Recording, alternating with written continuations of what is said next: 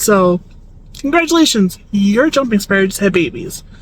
What now?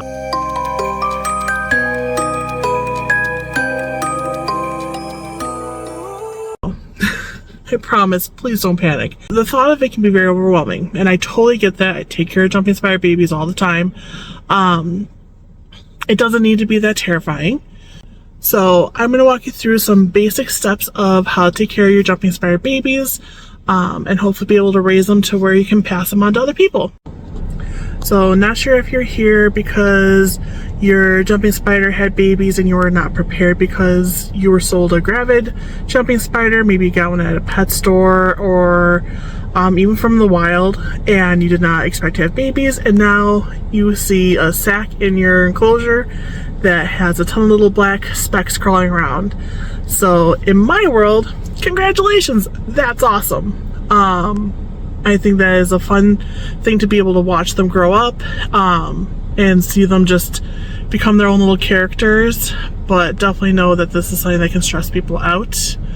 So let's go through the steps of what to do next. Alright, so first thing would be, don't panic. Easier said than done, I know, but really don't.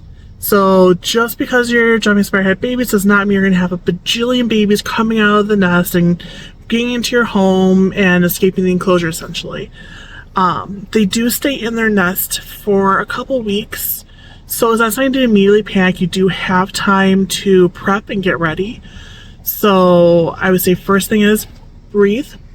You got this. And let's go to the next step. So step 2, make sure you have an enclosure that is properly secured and ready for your babies. So let's say that your jumping spider had in the nest in an enclosure, you can't get the nest out. That's fine. So there are different ways of being able to make sure the babies don't come crawling out of the enclosure. You can put them in a butterfly net. I have done that before. So you can get them online, and you put the enclosure in the net until you're ready to start pulling the babies out of the enclosure. So this will be a good way of keeping them secured. Another thing you could do, if let's say you don't have a butterfly net, you don't want to spend the money on it, you can also just put stockings over it. So I've had people get like the nylon stockings. You just slide it over the enclosure. It does make it difficult for when you want to mist the enclosure and all that, but it is a good way of securing the enclosure from the babies escaping. Now, let's say that you were prepared and maybe you knew that your jumping spider was going to have babies. So prior to your jumping spider laying sack, you could have your mom in an enclosure that has basically the grommets with the no-see-in mesh, and that would then, you don't have to take out the babies. They can stay in there until you decide to start to separate them out into deli cups. So that's for if you're prepared, or maybe you got really lucky and the mom actually ended up making the nest in a hide. So that's super lucky. I've only seen it happen a couple times, but if you do have that happen, awesome. So then you can take that hide with the babies. If the mom's still there, you can take her too and put it into a safe enclosure. So that is another good way of doing that. Okay, so step 3, feeding. What do your jumping spider babies eat? So they also don't really need to eat till they start coming out of the nest. They will stay in the nest. They will drink the water droplets as you're misting, so keep misting your enclosure daily. They do need that, but they really don't need to start eating bigger meals until they are really starting to explore the enclosure more. So when you see them coming out of the nest, you'll see them up at the top of the enclosure crawling around. That's when you can go ahead and start trying to feed them. So what I like to feed my jumping spider babies is flightless fruit flies. So I just get the regulars, the larger the fruit flies. You can go smaller, but I found that they still are able to take down some of the bigger fruit flies. I mist and then I toss in some flightless fruit flies. You do need to try to do this, I would say, daily, if not every other day. If there's still fruit flies crawling around, you could wait another day, but they do need to be fed daily. Once they've molted a couple times, that's when you can start doing like every 2 to 3 days for feeding. But being as small as they are, you're going to want to have food in there so that way they don't start feeding off of each other. You're just going to want to make sure that you have food readily available in there so that way they can learn how to hunt from their siblings and figure things out and get their food. So you can do the flightless fruit flies. I've heard other people use springtails. I haven't, but that is something that you could do. Step 4, when to separate them. So you don't necessarily need to separate them right away. They learn from each other. They learn how to hunt and how to be little spiderlings. So you don't need to separate them right away. I usually wait till they are I4s to start separating them. So, and it sounds bad, but you can kind of tell when they're ready to separate because some are getting chunkier than the others. Most likely they are eating their siblings. So go ahead and separate them then. If you go smaller, the survival rate isn't as good, so I would try to keep them in there as long as you possibly can.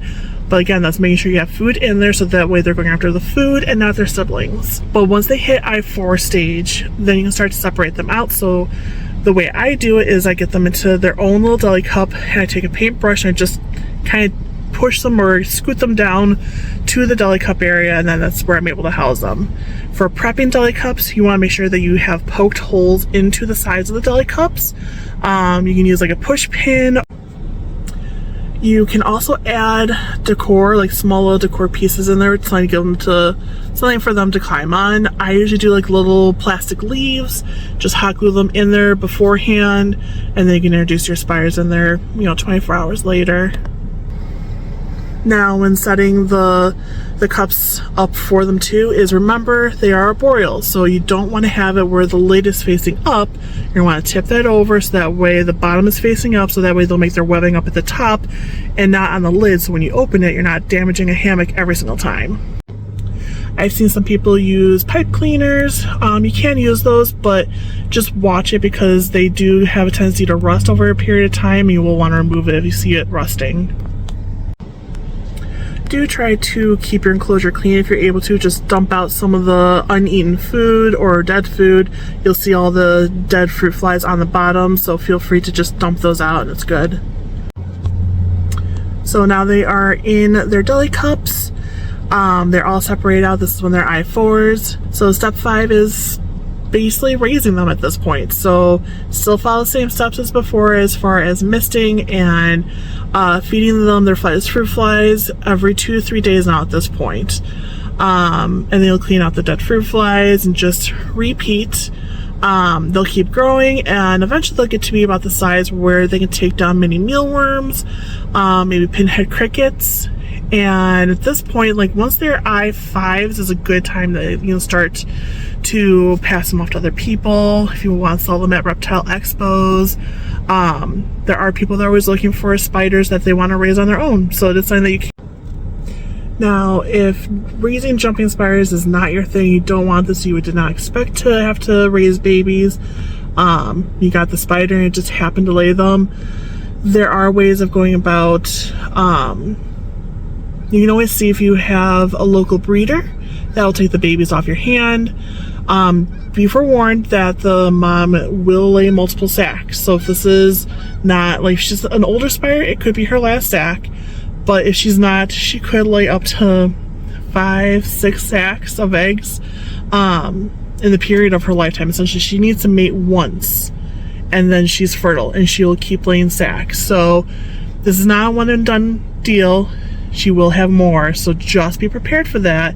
They're going to have a lot of babies, so just keep that in mind. And this is something that I have helped others with that were local to me, that I've met up with them, traded them spiders, and took on the mom, took on the babies, which is totally fine. So you want to find if you do have someone reliable in the area that can help you with that. And raising jumping spider babies is a lot of fun for me. I love being able to see them grow up and seeing them get their little personalities, because they do get them. It is hysterical. So hopefully these steps helped you.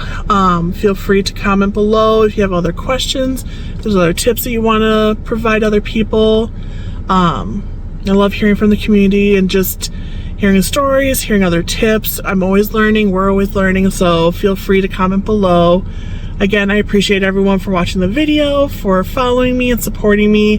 Follow me over on my socials, so on Facebook and on Instagram. I also have my Etsy store where we sell the 3D printed enclosure decor. So feel free to bop over there if you want to get enclosure decor for your jumping spider and support our channel a bit more. I appreciate you, and I hope you have a wonderful day.